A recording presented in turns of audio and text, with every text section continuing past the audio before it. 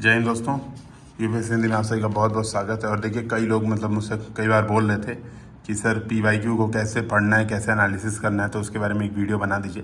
देखिए मेरे सामने ये पीवाईक्यू है, ठीक है, और मैं यहाँ पे आपको थोड़ा सा बताता हूँ कि कैसे क्या करना है आपको पीवाईक्यू के लिए। तो आप देखेंगे जैसे ये है, मान लीजिए सपोज पीवाईक्यू आपके सामने, जैसे मैंने ये उठाया यहाँ पर 2021 का भारतीय समाज एवं सामाजिक समस्याएं, ये मान लीजिए मैंने उठाया और आप भी मान लो यही उठाते हो सॉल्व करना। तो आपके पास यहाँ पे दो अप्रोच होती है, ठीक है। एक अप्रोच है जो मैं यहाँ पे कर रहा हूँ। सबसे पहले कि आपने क्या किया, एक क्वेश्चन पढ़ा और वहीं पे सोच लिया कि यार क्या क्या पॉइंट्स हो सकते हैं, है ना। और फिर आपने, जैसे मान लिया मैंने ये क्वेश्चन पढ़ा, भारत में महिलाओं के सशक्तिकरण की प्रक्रिया में गिग इकोनॉमी की भूमिका का परीक्षण कीजिए। सपोज मान लो ये मैंने क्वेश्चन पढ़ा, ठीक है। अब मैंने तुरंत दिमाग में सोचा कि यार अब, है ना, तो सशक्तिकरण की प्रक्रिया में गिग इकोनॉमी की भूमिका का परीक्षण कीजिए। अब मुझे दिमाग में तुरंत क्वेश्चन पढ़ के आया कि यार इसके दो पॉइंट्स हो सकते हैं। तो सकारात्मक भूमिका, तो मैंने देखो यहाँ पर लिख दिया सकारात्मक भूमिका, और हो सकता है नकारात्मक भूमिका। तो दो भूमिका यहाँ पर हो सकती है। अब मैंने क्या किया, तुरंत यहाँ पर सोच लिया कि क्या क्या हो सकता है। तो मैंने इंट्रोडक्शन यहाँ पर लिख लिया कि इकोनॉमी क्या होती है वो बता दिया शॉर्ट में, कि जिसमें नौकरियां अस्थायी होती हैं, शॉर्ट में यहाँ पर बता दिया। फिर एक जो वो है डेटा, नीति आयोग का जो अभी अनुमान रिसेंटली है 2.35 करोड़ जो बिगी इकोनॉमी 2030 तक हो जाएगी, तो वो मैंने बता दिया। अब मैंने कहा कि इसमें मैंने बता दिया, मैंने अपने मन से मतलब सोचा, मैं सोचने का तरीका केवल बता रहा हूँ कि क्या क्या लेबर फोर्स पार्टिसिपेशन रेट महिलाओं की बढ़ सकती है ना, स्वरोजगार इत्यादि बढ़ सकते हैं जो महिलाओं के हैं, जो उनकी, है ना। ये सब मैंने यहाँ पे जो जो पॉइंट्स मतलब मेरे दिमाग में आया, ठीक है, कि घर के काम के बावजूद वो काम कर सकती हैं, तो मैंने ये सब सोचा। फिर मुझे जो प्रॉब्लम लगी, ठीक है, यहाँ पे मैंने देखो आर्थिक लाभ, है ना, ये सब प्रॉपर यहाँ पे मतलब छोटे में लिखा। जब उस समय सोच रहा था तो ऑब्वियस सी बात है, उस समय सोचूंगा ही, है ना, इतना क्लियर तो लिख नहीं सकते। फिर क्या किया मैंने यहाँ पर जो है गी इकोनॉमी, फिर नकारात्मक पॉइंट्स बता दिए कि नकारात्मक क्या है, कि अभी क्या कहते हैं स्किलिंग नहीं है ना, पितृसत्तात्मक समाज है। तो जो भी दिमाग में नकारात्मक पॉइंट्स सोचे वो यहाँ पर नोट कर लिए। अब फिर मैं क्या करूंगा, इनके मॉडल आंसर को देखूंगा, ठीक है, इनके मॉडल आंसर को देखूंगा। तो मॉडल आंसर को देखूंगा तो मुझे लगेगा कि यार अब मैं क्या क्या इंप्रूव कर सकता हूँ। तो देखो यहाँ पर मुझे जो सोचने में ना 2 मिनट से ज़्यादा का समय नहीं लगेगा, समझिएगा। सोच के पॉइंट नोट करने में 2 मिनट से ज़्यादा समय नहीं लगेगा। बहुत गंदगी आपने देखा ही होगा काफ़ी, मुझे अब खुद नहीं समझ में आ रहा कि मैंने क्या लिखा था, ठीक है। फिर मैं क्या करूँगा, देख लूंगा कि इनके, क्योंकि तुरंत ही सोचूंगा ना, तो मैं देखूंगा कि इनके मॉडल आंसर में मुझसे अलग चीज़ क्या है ना, अलग चीज़ क्या है, मतलब कौन सा पॉइंट जो मैंने लिखा, मतलब मैंने नहीं लिखा और इन्होंने लिखा है। तो मैंने यहाँ पे देखा कि नियोजकों को भी फायदा होगा, क्योंकि उन्हें सामाजिक सुरक्षा और मातृत्व लाभ अधिनियम में, थोड़ा जूम कर देता हूँ, जैसे कानूनों का पालन नहीं करना पड़ता, जिससे महिलाओं को उनकी गर्भावस्था के बावजूद भर्ती कर सकते हैं। तो फिर मैंने ये पॉइंट देखा तो मुझे लगा यार ये तो मैं भूल रहा था, मतलब ये मेरे दिमाग में नहीं आ रहा था। बाकी ये सब तो मैंने मतलब लिखे थे, और मैंने एक्स्ट्रा भी पॉइंट्स लिखे थे, मतलब इनके पॉइंट से एक्स्ट्रा मैंने पॉइंट्स लिखे थे, तो मैंने छोड़ दिया।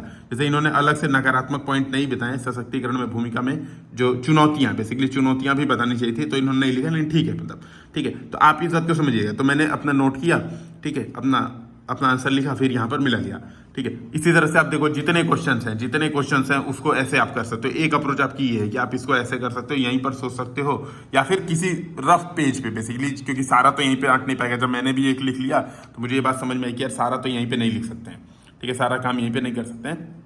उम्मीद होता है रफ पेज एक आप ले लीजिए, उस पर आप नोट कर लीजिए, ठीक है। अब इसके देखो आपका एक दूसरा जो अप्रोच है, जैसे दूसरा अप्रोच है कि यहाँ पर ये क्वेश्चन है, जैसे देखो बहुसांस्कृतिक भारतीय समाज को समझने में क्या जाति की प्रासंगिकता समाप्त हो गई है, उदाहरण सहित विस्तृत उत्तर दीजिए। अब ये 150 शब्द में लिखना है, आपका 10 है। अच्छा, अगर आप एक बार मॉडल आंसर के वर्ड्स काउंट करो, एक बार मॉडल आंसर के वर्ड्स, तो मैं एक बार सेकंड लाइन को काउंट करता हूँ, क्योंकि ऑन एन एवरेज हम इसी से ले लेंगे। 3 3 6 3 9 2 11 शब्द मैं मान ले रहा हूँ, 10 शब्द on an average her line में है। 10 ऑन एन एवरेज ले लेता हूँ, ठीक है।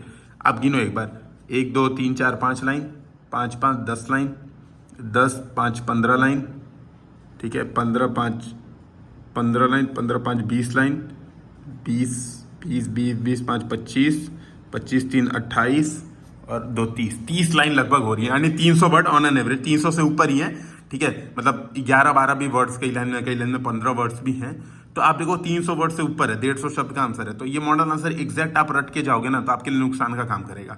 तो एक आप अप्रोच ये कर सकते हो कि आप मॉडल आंसर के समान अपना ये एक आंसर लिखो पहले। तो मैंने जैसे क्वेश्चन पढ़ा, मैंने तुरंत क्या किया, पहले इसका नोट किया आंसर अपने हिसाब से, जो मुझे लगा आंसर मैंने नोट किया, है ना, कि भारतीय समाज की पारंपरिक विषयों में एक इसकी जाति विविधता रही है।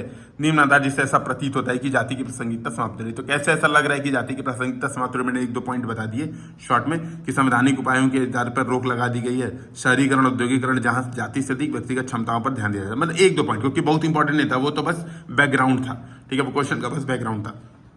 अब मैंने पूछा था कि क्या भारत में, क्वेश्चन क्या था कि जाति की प्रासंगिकता समाप्त हो गई है, यही तो पूछ रहा है बहुसांस्कृतिक भारतीय समाज को समझने में, क्या जाति की प्रासंगिकता समाप्त हो गई है? मैंने कहा नहीं भाई, समाप्त नहीं हुई है, अभी नए स्वरूप में जाति प्रासंगिक बन गई है। तो अंतर अभी दिखेगा कि अंतर जातिवाद अत्यंत सीमित है, फैक्ट बता दिया।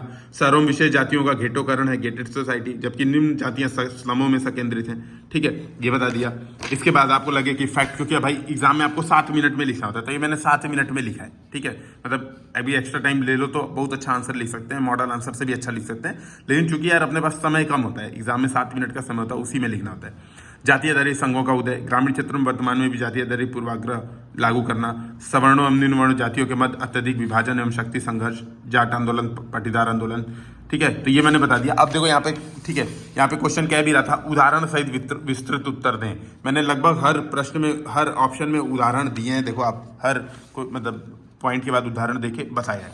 अब उसके बाद मैं क्या करूंगा, इनका मॉडल आंसर वापस देखूंगा, तो मैं देखूंगा कि यार कौन सा ऐसा पॉइंट था जो मैंने छोड़ दिया है। ठीक है, तो मैं ऐसे एक बार देखूंगा कि कौन सा ऐसा पॉइंट है जो मैंने छोड़ दिया। तो मैं देखूंगा कि यार यहाँ पे ये बात कह रहा है कि जाति की प्रासंगिकता कम होने में, एक पॉइंट मैं ये लिख सकता था पहले, ठीक है, कि जाति की प्रासंगिकता कम हो रही है कि भैया उपेक्षित पिछड़ी जातियों को आरक्षण मिला था और उससे क्या हुआ, इनको रोजगार इत्यादि में वृद्धि हुई है। तो एक पॉइंट ये भी मुझे ऐड कर देना चाहिए था, मैंने छोड़ दिया जनरली। ठीक है, फिर आप देखो यहाँ पर फिर बाकी चीजें मैंने ये भी लिखी। ठीक है, ये एक पॉइंट और लिख सकते थे कि भैया वो जो है क्या कहते हैं, संस्कृतिकरण हो रहा है, नए तरीके से संस्कृतिकरण हो रहा है। ठीक है, तो ये 2 पॉइंट हम लिख सकते थे।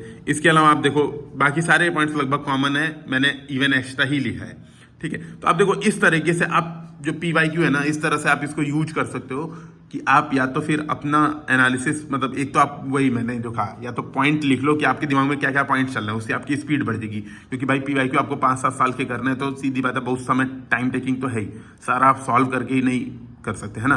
तो आप इसके लिए क्या करो, आप इसके लिए बेस्ट अप्रोच है कि आप 2 क्वेश्चन सॉल्व कर लो, 10 क्वेश्चन केवल मॉडलिंग कर लो। ठीक है, 10 क्वेश्चन केवल मॉडलिंग कर लो और उसके बाद अपने पॉइंट नोट कर लो। जैसे मैं जब क्रिप्टो वाला सॉल्व कर रहा था तो मैंने ये पॉइंट छोड़ दिया था, बहुत इंपॉर्टेंट पॉइंट है और मेरे दिमाग से निकल गया था कि क्रिप्टो माइनिंग अत्यंत ऊर्जा गहन है। इससे क्या होता है ना, आपके दिमाग में भी क्लिक होता है कि जब आप एग्जाम में अगर ऐसा कोई क्वेश्चन आता है, नया क्वेश्चन कोई क्रिप्टो करेंसी से रिलेटेड, तो आप इन पॉइंट्स को यूज कर सकते हो। ठीक है, तो देखिए मेरे हिसाब से ये होता है PYQ एनालिसिस करने का बेस्ट तरीका। ठीक है, तो कुछ प्रॉब्लम और हो रही है तो आप लोग कमेंट सेक्शन में शेयर कीजिए, मैं उसको डिस्कशन करूंगा। जय हिंद, जय भारत।